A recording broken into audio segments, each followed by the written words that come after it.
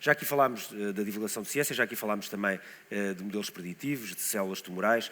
Vamos agora falar de mentes digitais. Tem mais a ver com células do que pensam, mas isso o professor Arlindo Oliveira poderá explicar o que são estas mentes digitais e de como algumas coisas que nós há 30, 40 anos só víamos em filmes de ficção científica, em livros de ficção científica, estão agora bastante perto. A ideia da busca por um algoritmo mestre, um algoritmo que pode saber tudo, que pode descobrir tudo e que pode antecipar tudo, tem coisas absolutamente fabulosas, também tem coisas, como já aqui dissemos, algumas perigosas, algumas discutíveis do ponto de vista filosófico. Não estávamos seguramente preparados para a ideia do homem criar algo que o domine, embora há muitos séculos que isso é um tema da literatura, é um tema do 2001, Odisseia no Espaço, em que a máquina acaba por controlar os homens porque os considera incapazes de cumprirem a missão para a qual estavam designados, mas essa utopia, essas distopias que tomaram conta, enfim, de alguns livros e de alguns filmes nas últimas décadas, estão agora um pouco mais próximas a uma velocidade estonteante, porque esta área da ciência está a progredir de uma forma que só o professor Arlindo Oliveira nos pode seguramente explicar e, portanto, passo a palavra então ao professor Arlindo Oliveira. Bom dia. Bom dia, é um prazer estar aqui. Já não tenho muito mais para dizer, o Ricardo já disse praticamente tudo, portanto, podia acabar aqui. Mas gostava, apesar de tudo, de partilhar com vocês, de facto, algumas das questões em que tenho dado a pensar e em que muitas pessoas têm dado a investigar, em particular muitas pessoas em Portugal, muitas delas no técnico e noutras universidades, e também gostei muito de ver a apresentação anterior. Mas o que eu queria falar com vocês hoje, então, era esta ideia de mentes digitais, ou seja, se poderá um dia vir a ser possível termos inteligência num suporte digital, num computador digital. Porquê é que esta ideia não é tão disparatada assim? Porque é que esta ideia poderá não ser só ficção científica, poderá um dia vir a acontecer. Não é amanhã, mas poderá um dia vir a acontecer. Bom, basicamente por causa de um resultado matemático fundamental que foi obtido por dois cientistas, o Alonso de Church e o Alan Turing, que basicamente chegaram à conclusão, uma conclusão um bocadinho paradoxal, um bocadinho estranha, que é: todos os computadores são equivalentes uns aos outros. Ou melhor, desde que sejam suficientemente poderosos, todos os computadores são equivalentes e podem fazer exatamente os mesmos cálculos. Podem demorar mais tempo ou menos tempo, mas a tese de Church-Turing diz que se vocês tiverem um computador, qualquer que ele seja, ele faz as mesmas coisas que o outro. E claro, pode ser um computador digital, não é? E a correr um programa, aqueles como vocês têm nas vossas secretárias ou até nos vossos bolsos nos telemóveis, ou então podemos também pensar no cérebro como um computador. Porque realmente tudo indica, e eu já faço uns comentários mais à frente, mas tudo indica que o cérebro é em si mesmo equivalente a um computador. E por causa da tese de Church-Turing, se o cérebro for de facto equivalente a um computador, ele é equivalente a um computador digital, e as mesmas coisas que nós podemos fazer com um programa de computador, também o cérebro pode fazer e vice-versa. O raciocínio que o cérebro pode fazer poderá ser replicado num computador digital. Isto pode ser feito de duas maneiras, essencialmente. Nós podemos pensar em criar mentes sintéticas que pouco ou nada têm a ver com o cérebro humano. E neste momento é o que se fala quando falamos de inteligência artificial. Eu já vos descrevo um bocadinho melhor o que é isto. Portanto, podemos pensar em mentes sintéticas, mas também podemos pensar em mentes naturais, ou seja, que são exatamente o cérebro, e o que nós tentamos fazer é simplesmente duplicar o funcionamento do cérebro num computador digital. São duas abordagens distintas, com resultados distintos, ambas com enormes consequências para a humanidade, e ambas poderão vir a ser possíveis num futuro talvez não muito distante e seguramente durante a vida dos mais jovens que estão aqui. Vou começar pelo lado esquerdo, as mentes sintéticas, ou, se preferirem usar outra expressão, a inteligência artificial, que têm ouvido falar muito. O que é a inteligência artificial? Bom, a inteligência artificial é a ciência, a tecnologia que se preocupa com fazer programas que permitam a computadores comportar-se de forma inteligente. Isto tem uma história muito antiga, mesmo em textos gregos da Grécia Antiga há referências a robôs e a máquinas que podem ser vistas com inteligência artificial, mas realmente a primeira vez que isto foi tratado a sério foi como resultado do trabalho do Charles Babbage. O Charles Babbage foi um cientista inglês que ali cerca de metade do século XIX, em 1850, propôs, concebeu e projetou um computador mecânico. Era um computador puramente mecânico, rodas dentadas, alavancas, cartões perfurados. E fez o projeto, tentou arranjar dinheiro, não conseguiu, foi à falência, mas o projeto estava feito e o projeto era tão detalhado que era possível, e ainda agora é possível perceber, que era um computador realmente geral. Era um computador que podia fazer qualquer coisa que um computador dos nossos dias pudesse fazer, desde que lhe dessem suficiente tempo. O computador nunca existiu, ainda agora não foi feito, embora se tenham feito algumas partes dele, mas a descrição era tão detalhada que permitiu que Ada Lovelace, que era a filha de Lord Byron, um amigo de Portugal, programasse o computador. Não programou o computador, que não existia, mas escreveu programas para o computador.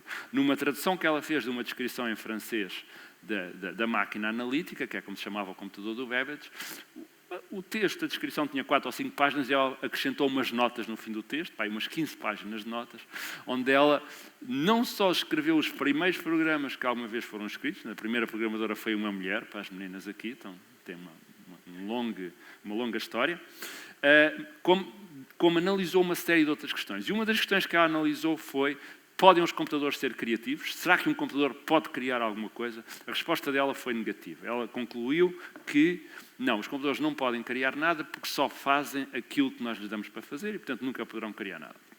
100 anos para a frente, 1950, e o Alan Turing, o tal nome que eu já referi aqui, escreveu um artigo a fazer exatamente a mesma pergunta. Podem os computadores ser inteligentes? E o Alan Turing chegou a outra conclusão.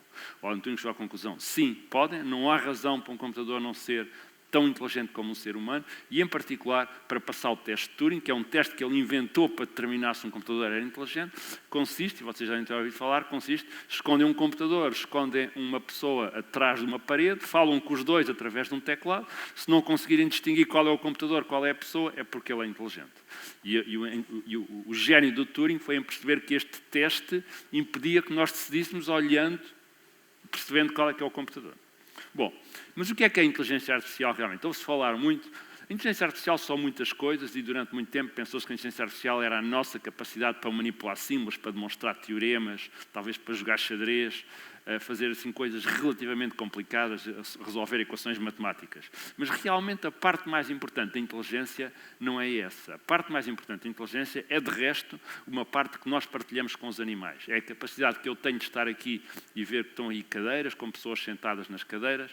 É a capacidade que eu tenho para andar no meio de uma floresta, identificar árvores, animais, olhar para o sol. Isso tudo é muito difícil de fazer por computador e durante décadas, aliás, desde 1950, desde que o Alan Turing levantou esta questão, durante décadas os investigadores tentaram reproduzir esta capacidade sem sucesso. E só o conseguiram quando começaram a usar uma técnica que também já tem umas dezenas de anos, mas que agora se desenvolveu mais, que é a técnica da aprendizagem automática. O que é a aprendizagem automática? Quando vocês agora ouvem falar em inteligência artificial, embora, como eu disse, tenha muitas áreas, vocês estão, de facto, as pessoas deviam referir-se à aprendizagem automática, machine learning em inglês. O que é a aprendizagem automática? É uma ideia revolucionária para usar os computadores. Eu vou-vos dar como um exemplo. Portanto, normalmente os computadores funcionam como está ali a preto. Há umas entradas, não é? Há uma pessoa, um conjunto de pessoas que faz um programa, os programas processam as entradas e geram as saídas. É assim que nós estamos habituados a pensar num computador. Era assim que a Ada Lovelace pensava num computador. Mas há um pequeno problema com isto. Às vezes o programa é muito difícil de fazer. Por exemplo, imaginem que querem ensinar a ter um carro que conduz sozinho.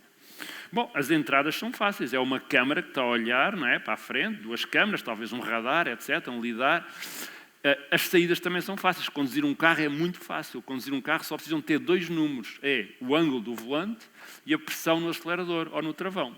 Um número positivo se for para acelerar ou um número negativo se for para travar. Portanto, conduzir um carro é muito fácil. Fazer um programa para conduzir um carro também devia ser muito fácil. Olha para as imagens da câmara e decide quais são os 2 números que põe no volante e no travão, e no acelerador / travão. Mas o problema é que é muito difícil escrever este programa. Ninguém nunca conseguiu até agora escrever este programa. 1000 programadores a programar a vida toda talvez não consigam escrever este programa. E então vem esta ideia da aprendizagem automática que é de facto revolucionária, que é usar os computadores de outra maneira.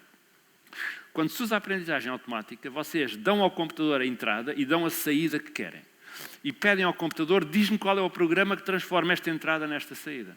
Então, torna-se muito fácil ensinar um carro a conduzir. Vocês metem um condutor no carro, não é? Tem as câmaras, o condutor diz quais são as saídas desejadas, não é? Olha para o volante e para o acelerador, e o computador, de uma forma assim meio mágica, dirão vocês, gera a saída. Esta é a ideia fundamental da aprendizagem automática, é esta ideia que está a causar a revolução a que estamos a assistir da inteligência artificial. Bom, há aqui um bocadinho de mágica, não é? Eu disse que vos explicava como é que isto é feito, como é que o computador gera um programa. Bom, há muitas maneiras de fazer isto. Há árvores de decisão, há random forests, há support vector machines e mais não sei quantas coisas com nomes muito estranhos. Mas a que está a funcionar mais agora e que está realmente a fazer a revolução são as redes neuronais. O que é uma rede neuronal? Uma rede neuronal é um conjunto de pequenas unidades, cada uma destas unidades é inspirada num neurónio humano, mas numa versão muito simplificada do neurónio humano. É uma unidade que o que faz é, olha para as entradas, soma-as, e se elas estiverem acima de um certo valor, dispara, se ela estiver abaixo de um certo valor, não dispara. O neurónio humano também funciona mais ou menos assim. Integra um conjunto de entradas e se estas entradas forem suficientemente fortes para excitar, o neurónio dispara, faz um conjunto de disparos elétricos nas suas saídas. E se nós juntarmos muitos neurónios assim em diversas camadas e forem treinadas de acordo com um mecanismo, um modelo matemático, com um algoritmo, elas aprendem a desempenhar, a transformar a entrada na saída. Aquilo que nós precisávamos, que é o programa que transforma a entrada na saída. Por exemplo, se eu tiver a reconhecer faces, a primeira nível reconhece assim umas coisas, umas linhas, uns contrastes claro-escuro.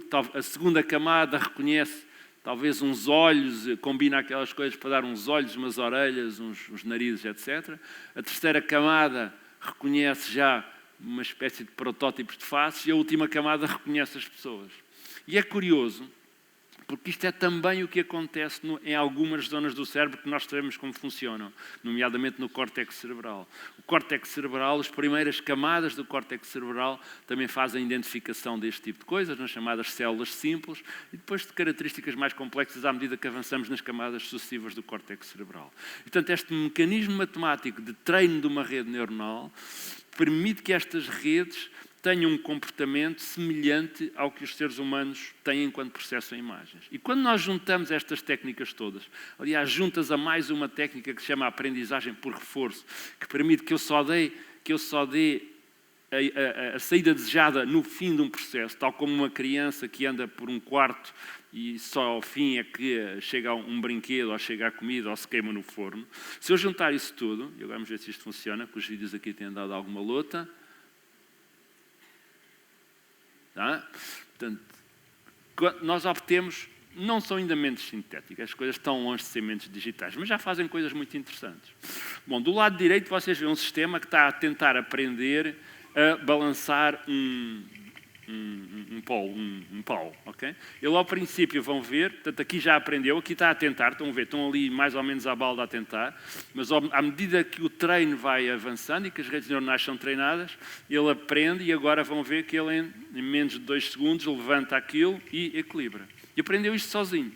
Ninguém lhe deu as equações de movimento, não teve de resolver equações nenhumas. Aprendeu tal como nós aprendemos.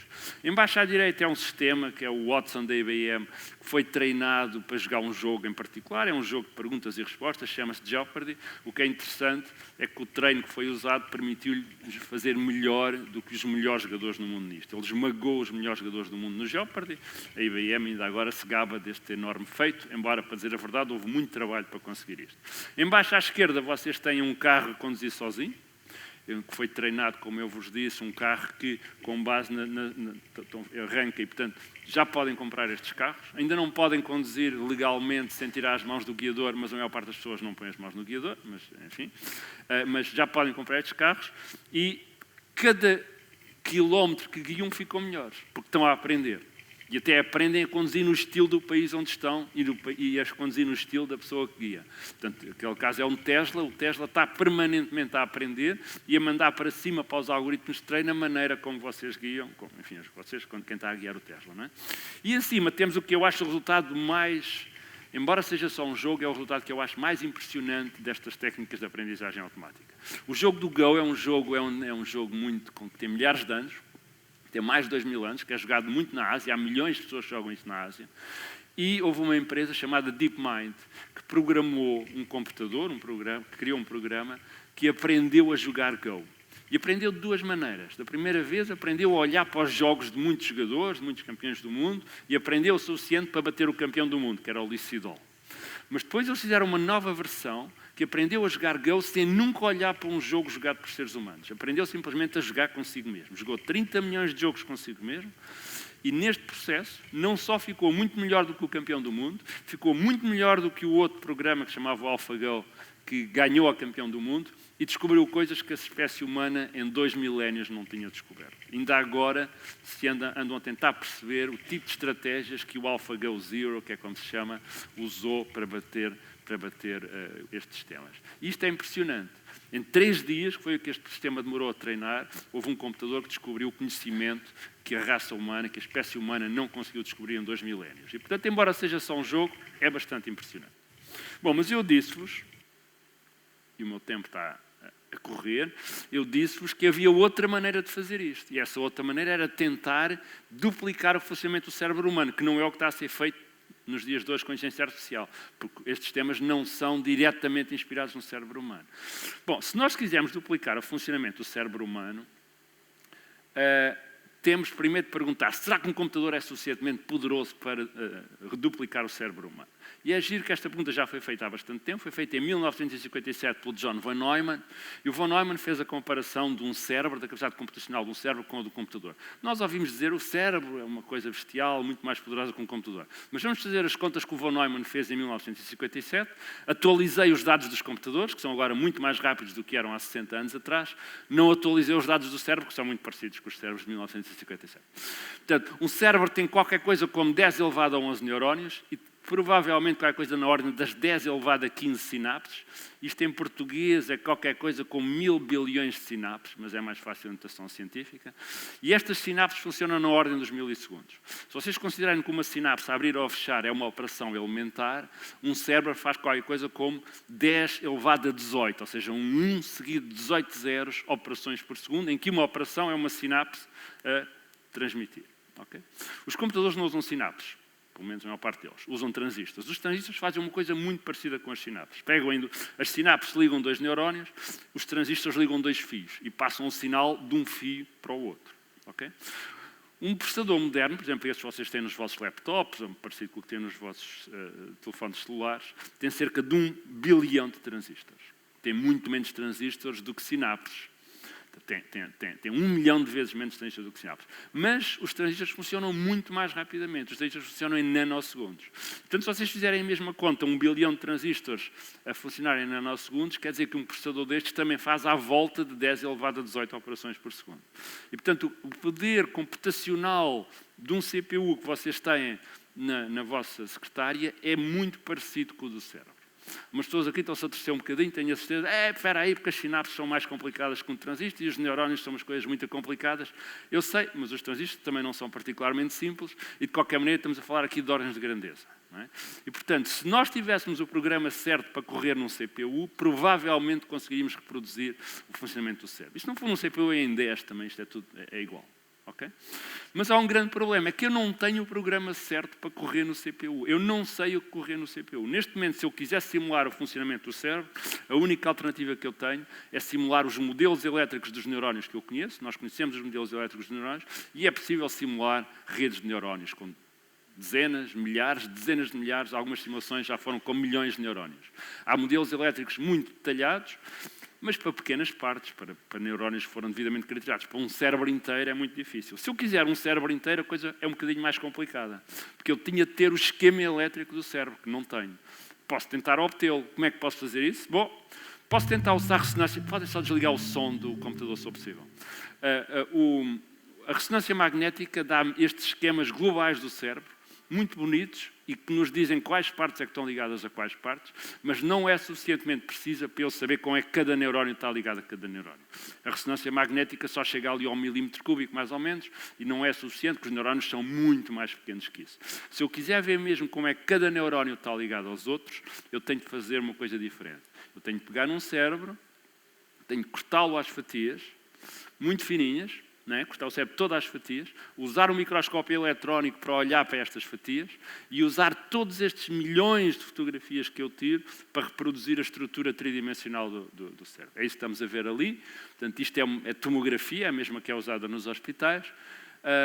Estamos a ver aqui é o microscópio eletrónico a fazer um zoom-in de todo este processo. Começamos a ver as células individuais, acabamos por ver as sinapses, os axónios e os neurónios individuais, e todas estas fotografias podem ser montadas em 3 dimensões e obtemos o que é um esquema tridimensional, o que é o esquema de cada neurónio, como é que ele está ligado.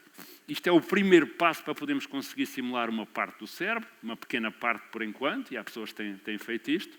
Não é óbvio que esta informação seja suficiente para simular o comportamento elétrico do cérebro. Provavelmente estamos a ver aqui a reconstrução real do neurónio, com as sinapses, com as dendritos que ligam ao neurónio. É este tipo de informação que conseguimos obter com isto. E, portanto, no futuro, um dia, poderá vir a ser possível simular o funcionamento do cérebro num computador. Okay? E estas 2 abordagens, a sintética ou a natural, são diferentes, mas ambas levam a uma inteligência artificial comparável com a humana. E pronto, era isto que eu queria partilhar com vocês. Há muitos livros que podem ler sobre isto, desde livros de ficção científica, livros que endereçam a questão se neste processo não vamos criar uma superinteligência uma inteligência muito maior que a nossa e mais potente que possa colocar em risco a espécie humana, as consequências económicas e sociais disto, o livro do Pedro Domingos sobre o Master Algorithm, isto é uma publicação do I3S, que é a Associação Internacional de Engenheiros, que endereça de um ponto de vista de engenheiro Can We Copy the Brain? O Life 3.0, do Max Tegmark, que é um livro bastante interessante e recente, e o meu livro também, que também endereça estas questões, se estiverem interessados. Muito obrigado.